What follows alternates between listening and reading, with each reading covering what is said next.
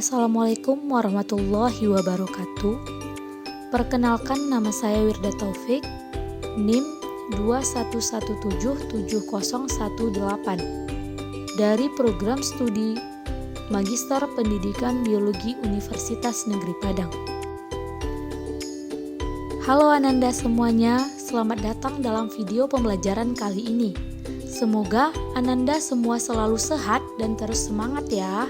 Biar makin semangat, mari kita belajar dengan menyimak dan juga menonton video ini.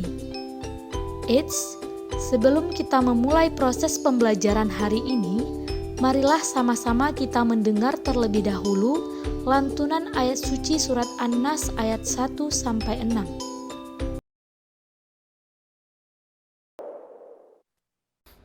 A'udzu billahi minasy syaithanir rajim. Qul a'udzu birabbin nas, malikin nas, ilahin nas, min syarril waswasil khannas,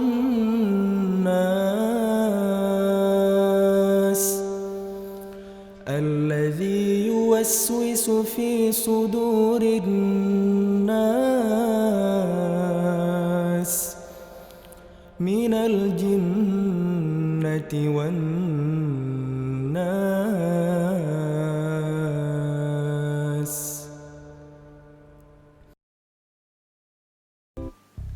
Alhamdulillah, setelah mendengar lantunan ayat suci surat An-Nas ayat 1-6, maka diharapkan semua pikiran kita terbuka dan bisa menerima materi pembelajaran yang akan dipelajari pada hari ini. Oke, let's go. Kompetensi dasar 3.5. Mengidentifikasi struktur, cara hidup, reproduksi, dan peran bakteri dalam kehidupan. Adapun tujuan pembelajaran yang akan dicapai pada pembelajaran kali ini, yang pertama, menjelaskan ciri-ciri dan struktur bakteri, yang kedua, menjelaskan klasifikasi bakteri, yang ketiga, menjelaskan cara hidup bakteri. Apakah Ananda pernah mendengar kata bakteri? Apa sih yang terpikir ketika mendengar kata bakteri? Pasti Ananda berpikir bahwa bakteri ini selalu merugikan bagi manusia. Namun, sebenarnya ada beberapa bakteri yang juga menguntungkan loh bagi manusia. Apa sih contoh bakteri itu? Jadi, ada satu bakteri yang terkenal bisa menguraikan racun pada limbah elektronik menjadi emas murni. Bakteri ini bernama Cupriaphidus metallidurans, yang ditemukan oleh seorang peneliti dari University of Adelaide, di mana diketahui bahwa bakteri ini mampu menguraikan AuCl menjadi Au.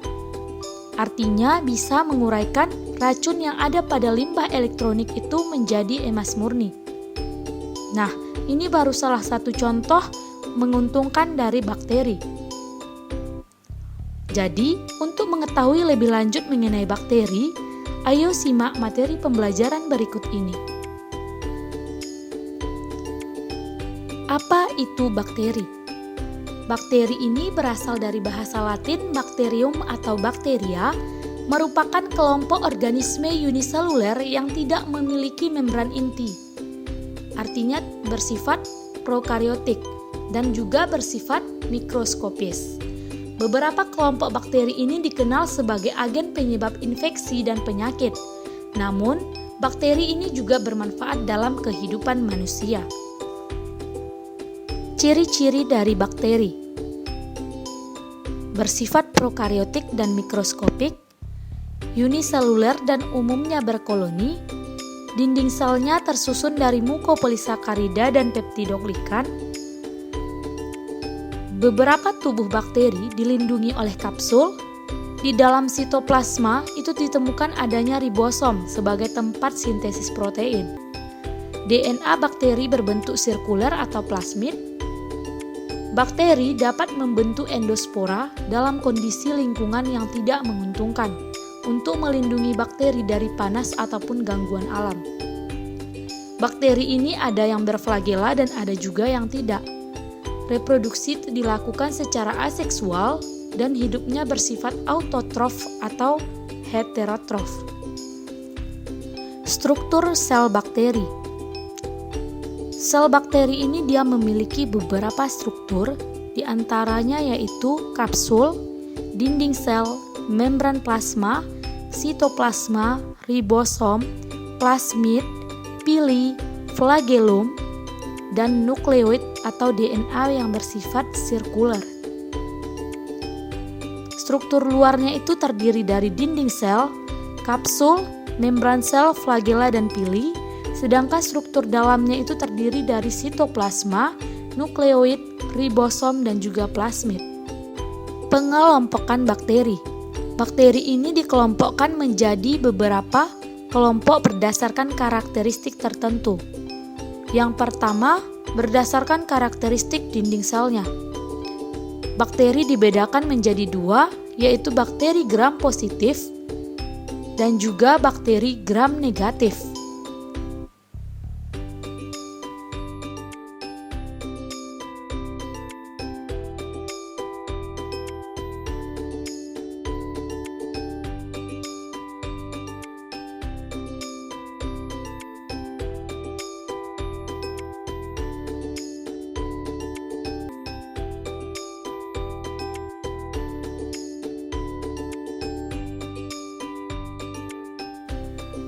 Yang kedua, berdasarkan bentuk selnya, di mana bakteri ini dia memiliki beberapa macam bentuk, ada yang bulat atau kokus, ada yang batang atau basil, ada yang bulat berbentuk batang atau yang disebut dengan kokobasil, dan ada yang berbentuk lain seperti spiral, filamen, dan juga sebagainya.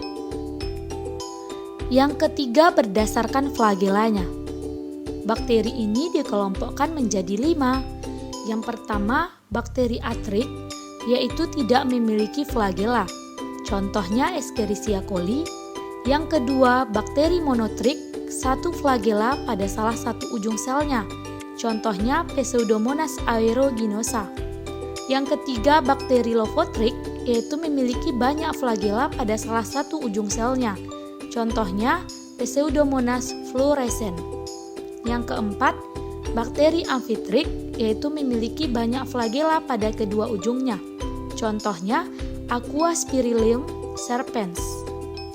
Yang kelima, bakteri peritrik, yaitu memiliki banyak flagela di seluruh permukaan dinding selnya. Contohnya Salmonella typhi. Selanjutnya, cara hidup bakteri. Bakteri ini dapat hidup di berbagai habitat sesuai dengan cara hidupnya. Bakteri ini ada yang hidup bebas atau parasit. Bakteri yang hidup bebas ada yang dapat menyusun makanannya sendiri atau autotrof, dan ada juga yang tidak atau heterotrof. Umumnya bakteri ini dapat tumbuh subur di lingkungan yang cenderung basah dan lembab dengan suhu 25-37 derajat Celcius. Kemudian beberapa bakteri ini dapat hidup pada lingkungan ekstrim seperti asam, basah, panas, dingin, asin, ada oksigen ataupun tanpa oksigen. Kemudian, cara hidup bakteri berdasarkan ketersediaan oksigen itu dibedakan menjadi 3. Ada bakteri aerob, yaitu hidupnya membutuhkan oksigen, contohnya Nitrosomonas sp. Yang kedua, bakteri anaerob fakultatif, yaitu hidupnya memerlukan oksigen namun juga bisa hidup tanpa oksigen. Contohnya Escherichia coli. Yang ketiga, bakteri anaerob obligat, yaitu hidupnya tidak membutuhkan oksigen. Contohnya Clostridium tetani. Berdasarkan cara mendapatkan makanan, bakteri ini dibagi menjadi 2, yaitu bakteri autotrof dan juga bakteri heterotrof. Bakteri autotrof ini dia dapat membuat makanannya sendiri dari senyawa anorganik. Sedangkan bakteri heterotrof ini dia tidak dapat membuat makanannya sendiri. Dalam artian dia harus mendapatkan zat organik dari organisme yang lain. Bakteri autotrof ini dibagi lagi menjadi fotoautotrof dan kemoautotrof, sedangkan bakteri heterotrof ini dibagi lagi menjadi saprofit, parasit, dan juga simbiosis mutualisme. Berikut beberapa contoh bakteri dan juga peranannya. Yang pertama, bakteri fotoautotrof, contohnya adalah Rhodopseudomonas, merupakan bakteri bukan penghasil belerang. Kemudian juga ada Thiocystis yang merupakan bakteri penghasil belerang. Kemudian untuk kelompok bakteri kemoautotrof, contohnya ada Metanomonas yang berperan untuk mengoksidasi metana dan juga Nitrobacter yang berperan untuk mengoksidasi nitrit. Contoh-contoh bakteri berikutnya adalah bakteri saprofit seperti Lactobacillus casei untuk pembuatan keju. Kemudian bakteri parasit seperti Mycobacterium lepra yang menyebabkan penyakit lepra. Dan yang ketiga yaitu bakteri yang bersimbiosis secara mutualisme seperti Rhizobium leguminosarum yang bersimbiosis dengan akar kacang-kacangan untuk melakukan fiksasi nitrogen. Untuk video pembelajaran kali ini sampai di sini dulu ya. Selanjutnya Ananda harus menjawab kuis berikut ini. Yang pertama, jelaskan karakteristik atau ciri-ciri umum dari bakteri. Yang kedua, jelaskan klasifikasi atau pengelompokan bakteri berdasarkan bentuk selnya. Yang ketiga, gambarkan dan jelaskan klasifikasi atau pengelompokan bakteri berdasarkan flagellanya. Yang keempat, jelaskan cara hidup bakteri berdasarkan ketersediaan oksigennya. Dan yang kelima, jelaskan cara hidup bakteri berdasarkan cara memperoleh makanannya beserta contoh masing-masingnya. Setelah Ananda selesai menjawab kuis tersebut, maka berakhirlah pembelajaran kita pada hari ini. Sampai jumpa di pembelajaran selanjutnya.